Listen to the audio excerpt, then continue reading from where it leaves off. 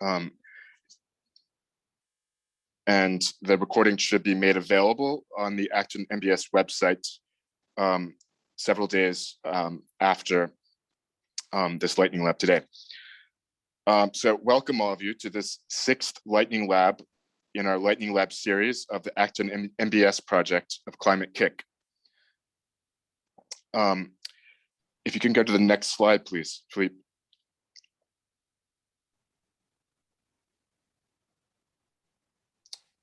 Thank you. And this is just to give you an overview of the agenda, as well as just some housekeeping. As you'll see, we will have Q&A at the end. I think we might have a few questions for Philippe after his talk, the moderators, and then we'll open it up to everyone else. And my colleague, Montserrat Budding, will help moderate that with my colleague, Deliana Renou and I. And yeah, so do please keep your microphone muted unless you're asking a question at the very end. And then, as you can see, of course, just you're welcome to make comments or ask questions during the course of the presentation and this lightning lab in the chat function. And then, yeah, it's quite a straightforward agenda. Next slide, please, Philippe. So the Acton NBS project is designed to increase the uptake of nature-based solutions and to establish a growing and sustainable innovation ecosystem. And it brings together cities, around 30 of them are members in Europe right now, researchers and experts, some of these institutions are seen on the slide, to support innovative scale-up of nature-based solutions in cities, countries, and beyond. I think so. Just say that the Acton NBS Lightning Lab knowledge sharing sessions are intended to be relatively short forums. So we're aiming for under a half hour from within our community of practice and now beyond with interested parties to engage a process of collective learning in NBS and nature-based solutions. So we are also sort of assuming that this that our attendees have an understanding of nature-based solutions in NBS, and so that we then go straight into the projects. The lightning labs differ in webinars in that we typically focus on a single case study, and then we try to limit the time so that we can have multiple sessions, and then maybe some of you will be more willing to join our future sessions. And actually, so my colleague Deliana Renou will now introduce our guest, Philippe Lagnon, for today's lightning lab. Over to you, Deliana. Thank you. Hi, thanks, Andrew. Thanks all for being and joining us, and thanks, Philippe, for agreeing to participate in this lightning lab. So, Philippe Lagnon is general manager of Longvic. So Longvic is a town within Dijon Metropolis in France, with roughly 8,000 inhabitants, and Philippe has been working at the mayor's office since 2004. And he is now, yeah, as I said, general manager and coordinating Longvic's Agenda 2030 and SDGs. And so, yeah, now Philippe will give us his insight of Longvic's eco-neighborhood, Les Rives du Bif, and yeah, it's network-based solution. Thank you, Philippe. The floor is yours. Thank you. Thank you for your invitation. Thank you on behalf of the mayor, José Almeida, and his premier adjoint, we say in French, Céline Tonneau, who is in charge of sustainable development with me. I would say to begin with, I hope you'll forgive my English because it's not so good, and overall because I don't happen to be a specialist of eco-neighborhoods. I'm neither urbanist, neither a landscape architect. I'm just a generalist, the general manager of the town hall of Longvic, who collaborates with the mayor. In Longvic, sustainable development is very important, and so I will show you a little bit of Longvic via a sort of ID card. Here it is. You can see the picture on the top of your screen. Welcome to Longvic. Longvic is a small city, 8,500 inhabitants within the Dijon Metropolis. Here are some significant trends. Sorry, you can divide the town of Longvic into 3 main land uses: residential, open fields, and industrial. Hundreds of industrial companies, whereas 4 Civiso sites, so it's not so glamorous, you see. And that's probably why for years now, our journey for sustainable development has been a Longvic motto. We wrote an Agenda 21 in 2011, the first in Burgundy to do so and in 2019, Longvic wrote an Agenda 2030, the first in France for a small town, a project that the French government chose to include and to recognize for France annual reporting of the SDGs to the United Nations. So we were very proud of this.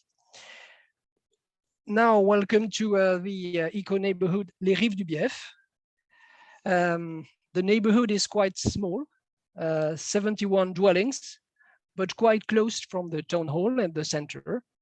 It was planned around 2010 on the site of a former elementary school and was inaugurated in 2013 by the Minister of Housing as one of the first eco-neighborhoods in France.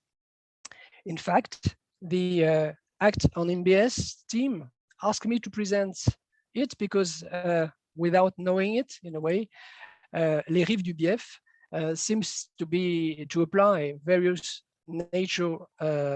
nature-based solutions, NBS, that I will now present to you.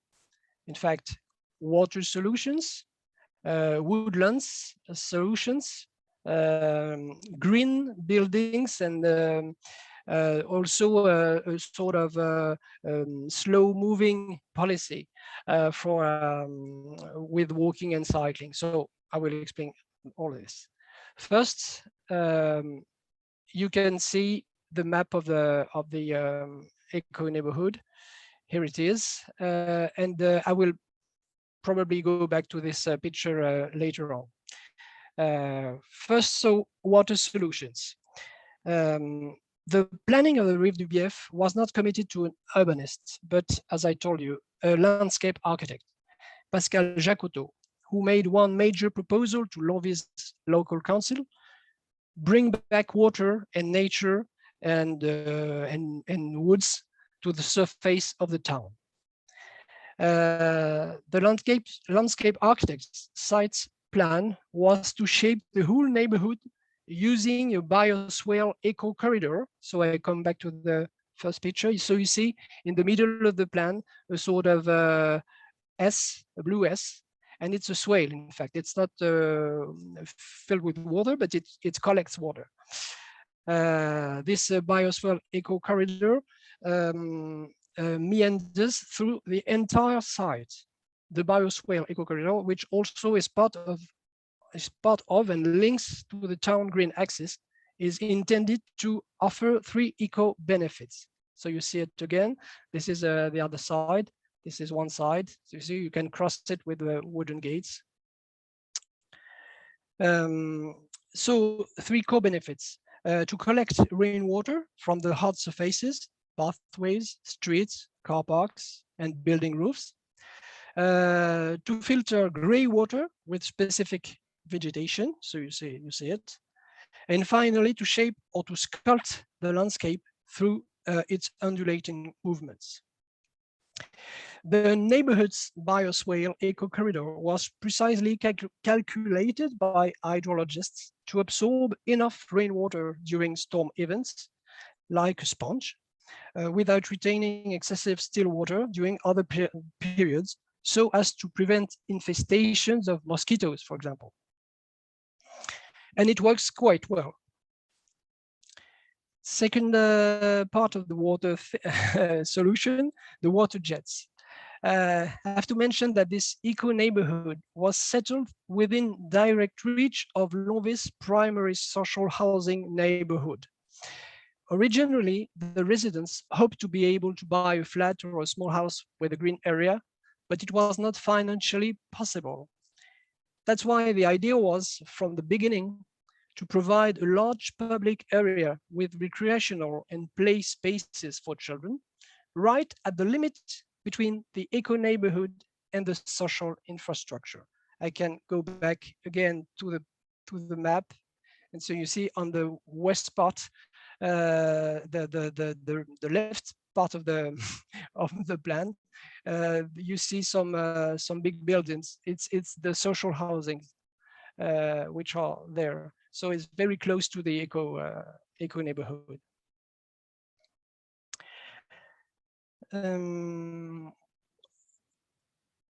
One of the main and most popular recreational offerings are the water jets, precisely, which are very crowded from July to September by children coming from both sides, even if it's mainly children from low-income family who use them.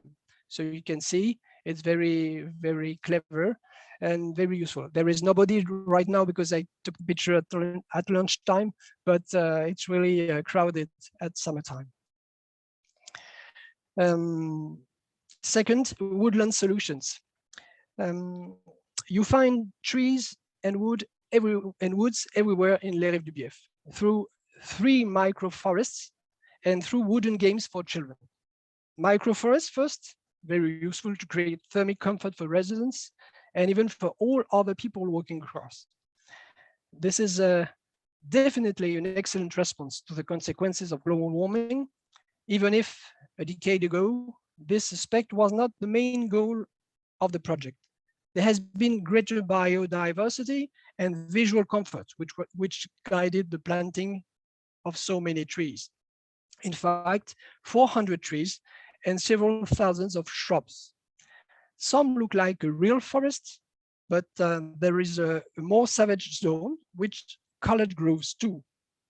Here it is. So we see old people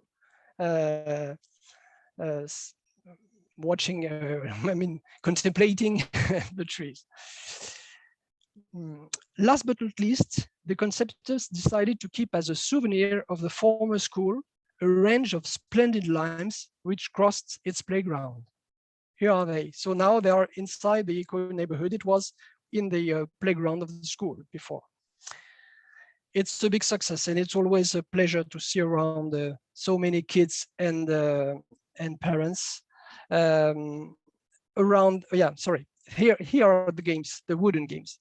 So the wooden games, it's a sort of mix of huts and different. So you see different furnitures, which are really very used by children too.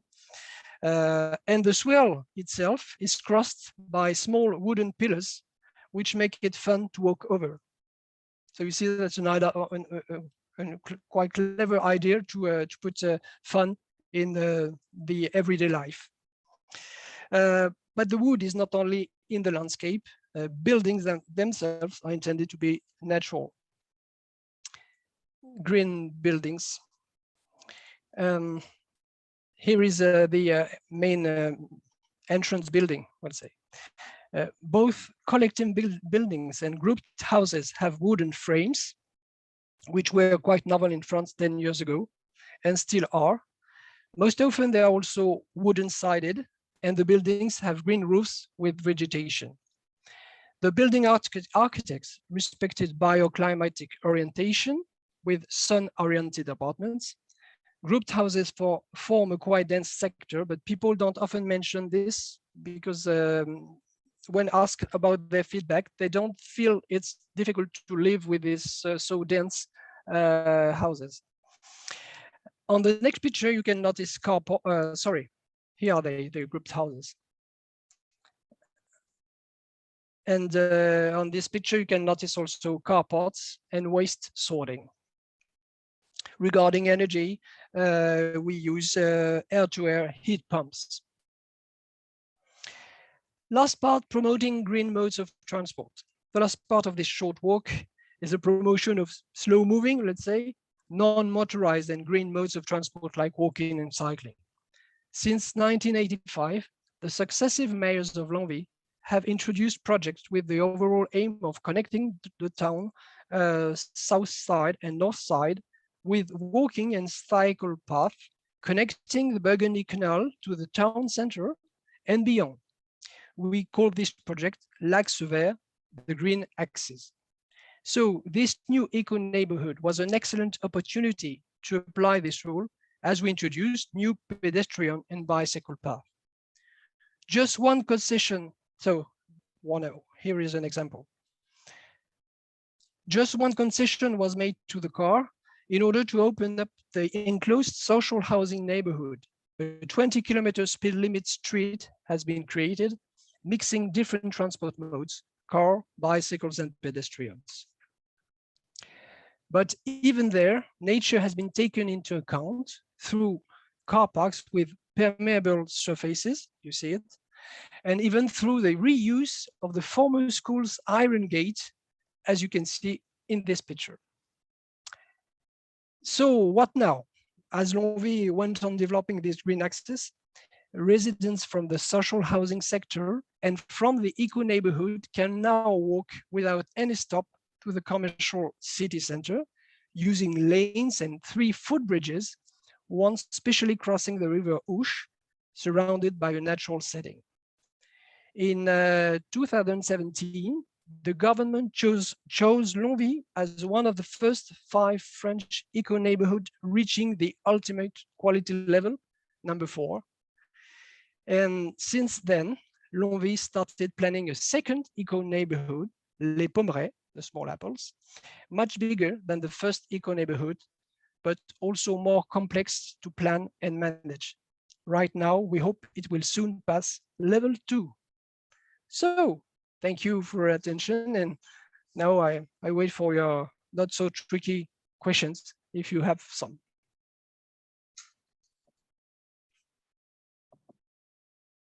Thank you, Philippe, for your interesting presentation. Before we open up the Q&A session to the audience, Deliana, Andrew, and I have some questions for you. Yeah. Perhaps I can start with the first question. It's okay? Yes, welcome. Okay, thanks. Well, as the site of the eco-neighborhood didn't have any existing residents when it was planned in 2010, can you tell us of any community consultations or surveys that may have occurred which may have informed the design concepts and offerings of the eco-neighborhood and its green spaces? Not sure. No, well, can you repeat the question? I'm not sure I've well understood. Perhaps it was a bit long, but did you have any existing residents consult?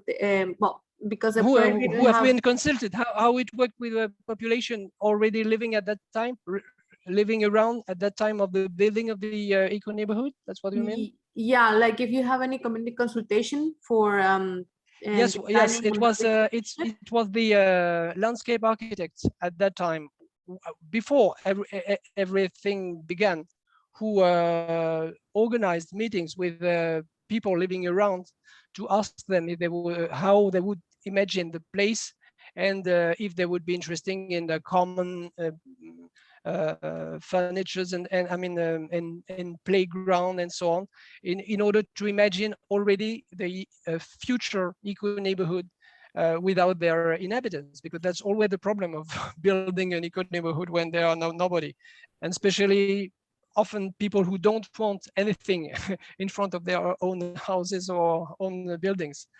And so that was an important time of the project. The second thing I can say, which was quite original, is that it was the common spaces, the public spaces were settled before, 2 years before building houses and the buildings.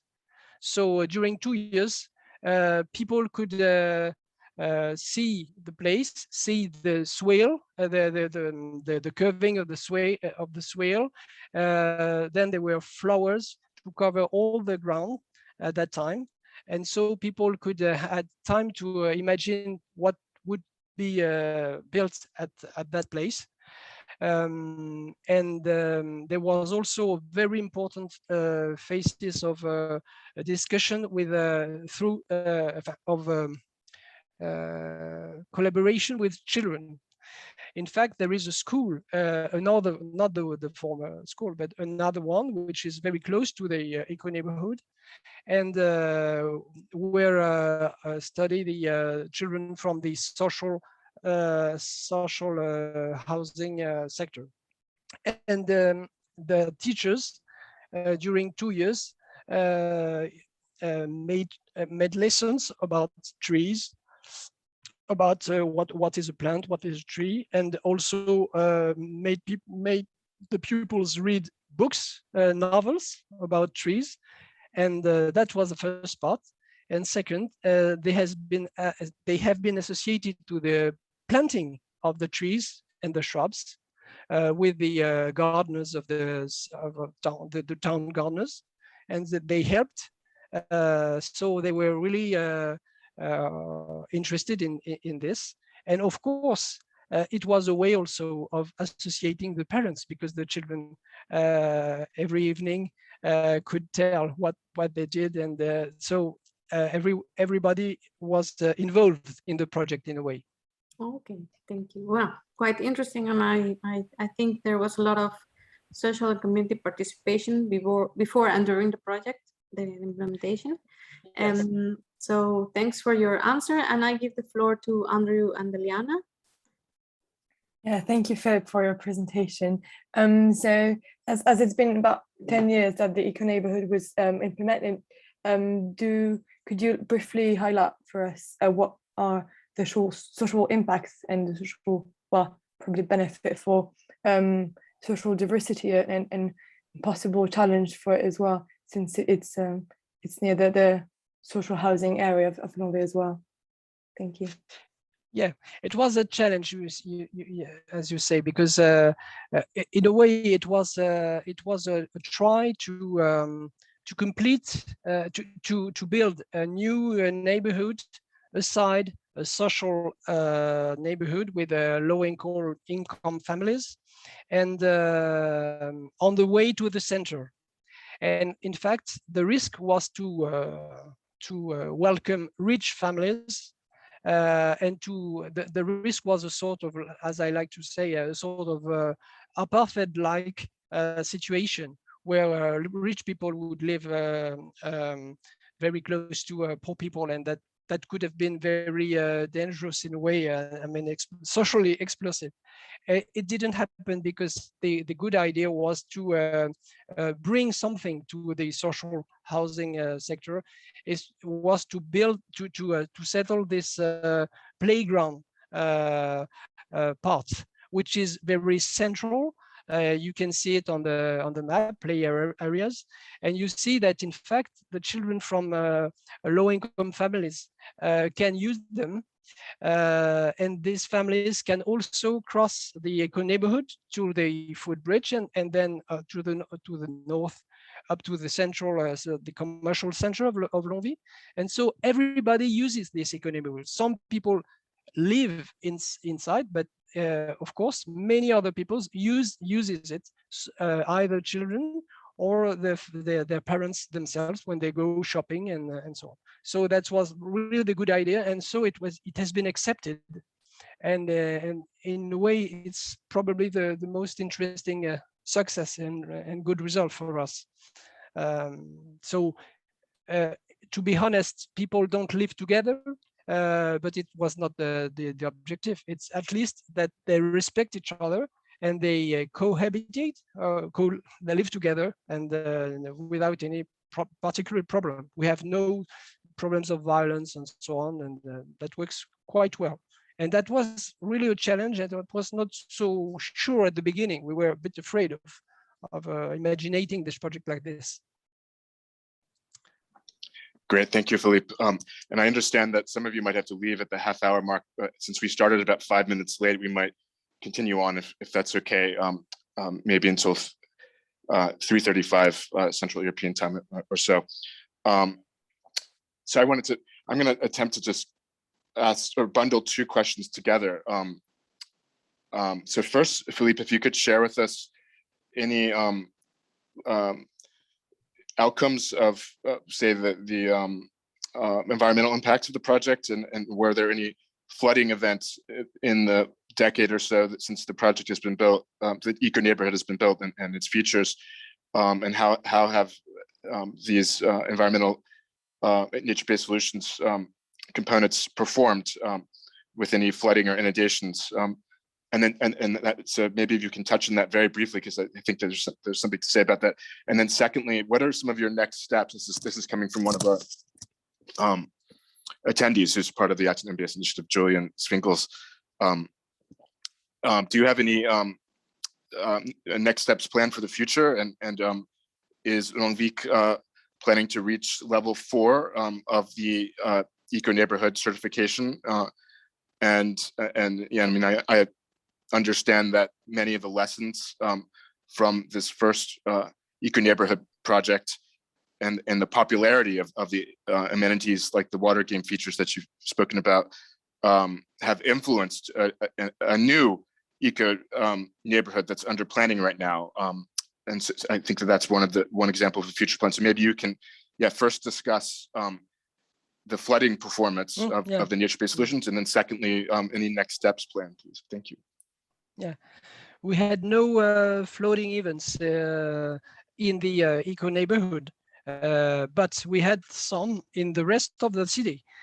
In fact, we have a river, and even the sector around the town hall has often water overflowing. How do you say? Well, and in the swale itself, in the eco neighborhood, it was perfect. It was calculated enough, well calculated, let's say. It was a long study from a hydrologic office who worked like this on this for several months, and it's really okay. It's not there's neither too much water nor mosquitoes. It's just the good equilibrium. So that's what I can say about this. And on the other point, well, the second eco neighborhood, for us, it's very interesting and also very complicated, because it's a very different project. This time we were not we sold the parcels to people. I mean, it's people build their own houses themselves, and as they wanted. We just had to imagine a very strict rules to respect eco neighborhoods rules, let's say. So in fact, now we have an eco neighborhood, but we didn't master originally the public spaces. In fact, we are only now planting trees, making swales and so on, because it started like a quite ordinary lotissement. I don't I'm looking for the word, and so I can with our experience now, we can say that the best way to make a very interesting eco neighborhood, I think, is to start by imagining and shaping the landscape itself, and then add the houses and the buildings, and not the contrary. And this is that was possible for the first one because it was a small eco neighborhood. It was 71 dwellings. That's all. For the others, it's much more difficult. There are hundreds of inhabitants, and so we couldn't do so. We had to use a private company to think it with us, and so it's a different project. But we will respect, I think, and I hope we will go to the step 4 also for this second eco neighborhood, because we are very determined. we have the experience of the first one, and so we are very conscious of all this, and we explain to the inhabitants that if we have asks, for example, if we forbid certain walls, some walls around all around their place, it's because we want to let the small animals circulating. So this biodiversity dimension is very important, and we try to make it live in the brain of the new inhabitants. But it's much more difficult because they, in the first one, they just came in, the houses were already built. That was different. This is really, well, okay, the main difference.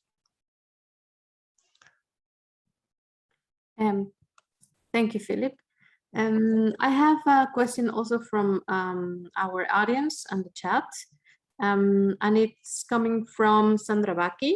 And she asks, were there any significant problems during implementation, and also were there any solutions that didn't work as well as in retrospect? Yes, we could say that I showed you all the interest of the water jets, but they have been imaginated and concepted at a time when recycling water was not really okay, was not very easy to do so. And so, I mean, the water is not recycled. So the result is that we have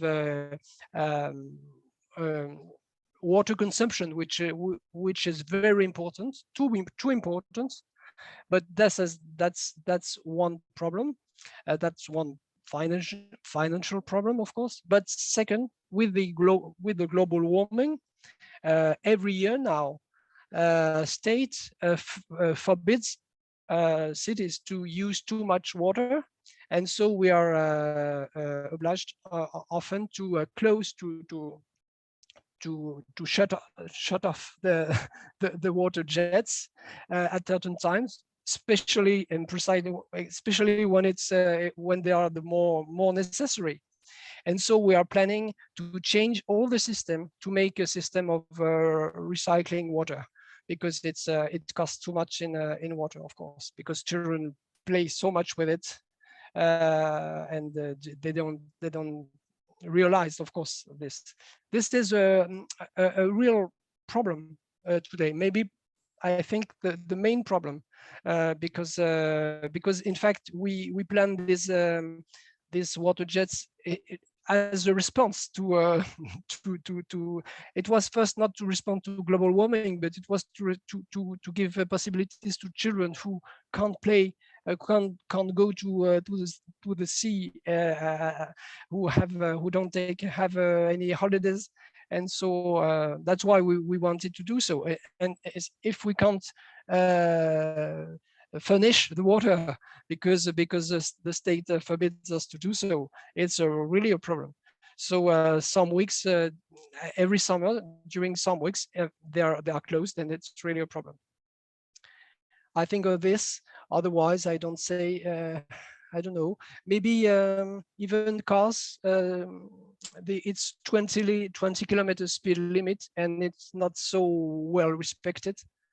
And some people complain about this.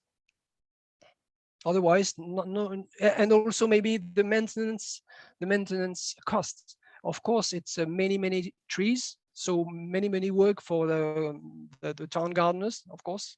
This is also, but it's, I mean, we have no choice. We try to plant trees even now everywhere in the town, and that's one of the few solutions, scarce solutions we have to fight at all level against global warming. So we will go on, but it costs quite a lot for the maintenance. Philippe, thank you. That's terrific. I think we might have to wrap up now. Maybe if you can go to the next slide, Philippe. Yep. But so my colleague Deliana and I had a wonderful chat in preparation for this lightning lab about a week ago. And so we appreciate that Philippe, he's quite modest, but he wears many different hats within a municipality and clearly has expertise that we very much appreciate, and we're grateful for your time. And we also commend you on the recognition that Longvic has received from the French government, but perhaps more importantly, just that it's a demonstrated success in many of the offerings that the eco neighborhood has in the usage, and especially this type of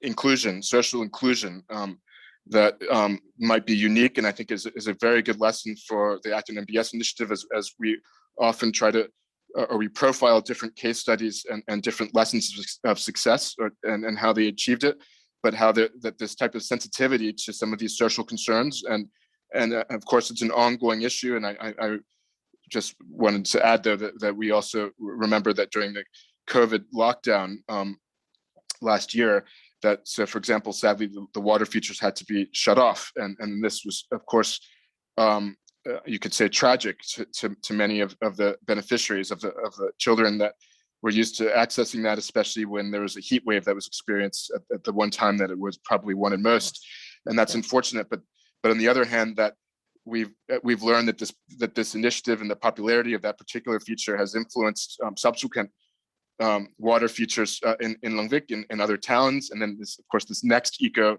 neighborhood development that also will include the wastewater recycling for the second project. But anyway, so there's a lot to speak about, and it's also just quite impressive, just that Longvic was chosen by the French government, as you said in the beginning, to represent a town of its size in terms of France's reporting of the SDGs to the United Nations, and it's just quite impressive. And I think that we have the ringleader behind that with us, and so thank you very much, Philippe, and all of you for joining us.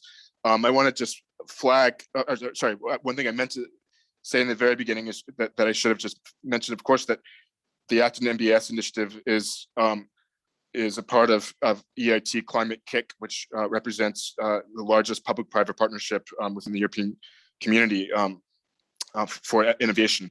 And then secondly, with the Acton NBS program, just to flag that as a sort of save the date, that on Thursday, the 11th of November, during COP26 in Glasgow, Acton NBS, the team of Acton NBS is planning a webinar, sort of a live from COP26, of course, on nature-based solutions.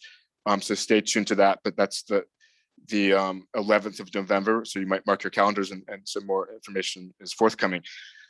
Thanks again, Philippe Lagnon, and all of you for joining us. And this concludes Lightning Lab 6. See you again next time, I hope. Bye. Thank you. Bye-bye. Thanks.